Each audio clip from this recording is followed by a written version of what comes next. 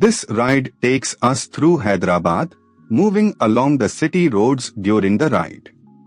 The mood here is calm and focused, with the sound of the engine carrying us through the changing rhythm of the streets. Let the road unfold naturally as we settle into this stretch.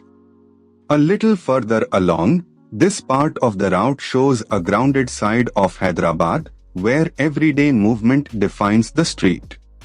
Shops, side lanes, and passing vehicles build a sense of momentum, and the pace stays steady. It is the kind of stretch where the ride feels less like a destination and more like a continuous observation. As the ride continues, here is something worth knowing about this part of Hyderabad. Some flyover projects in Hyderabad have faced delays due to land acquisition and coordination challenges.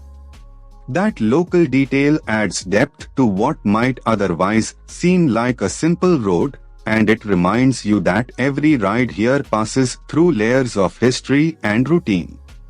Coming into the next stretch, from the rider's perspective, this section is defined by spacing, timing, and attention. Traffic flows in its usual unpredictable pattern, so every opening on the road matters. The experience becomes less about speed and more about reading the street early, staying smooth, and keeping the ride controlled.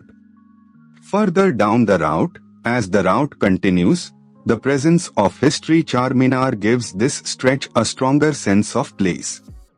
Landmarks like this help anchor the ride, because they turn a moving sequence of roads into something memorable. With the road opening ahead, the atmosphere here changes with the hour, and the weather adds its own character to the ride. The road noise, light, and movement around the bike all combine into a very specific riding mood. That is what makes city POV footage work best when the narration supports the scene. As this ride through Hyderabad comes to a close, the journey may be simple, but the texture of the road, the city, and the ride itself is what makes it worth watching.